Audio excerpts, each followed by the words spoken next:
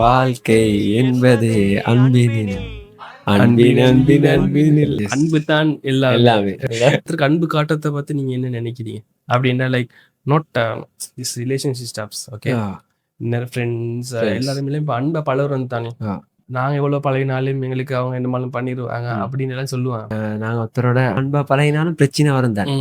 ஓர அன்பு காட்டவங்கள எங்களைய பத்தி தெரியவா அவரை மிச்சம் அப்படித்தானே. என்னடா ஒரு மனுஷனோட மிச்சம் டிராவல் பண்ண கொள்ளத்தான் தெரியவாரு. அது மாதிரிதான் எங்களுக்கு வந்து சரௌண்டிங்ஸ்ல நல்ல அன்பு காட்டுறதுக்கு ஃபேமிலிஸ் ஃப்ரெண்ட்ஸ் எல்லாம் மிக்கிறாங்க.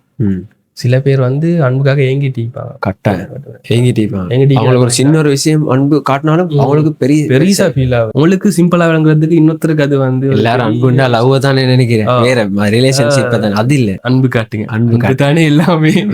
சும்மா கொடுக்குறேன், சும்மா கொடுக்குறது தானே. அடி வாங்குறீங்கன்னா அது ரெண்டா நீங்க வாங்கிக்குவாங்க, பட் நீங்க கொடுங்க, உங்களுக்கு கிடைக்கும்.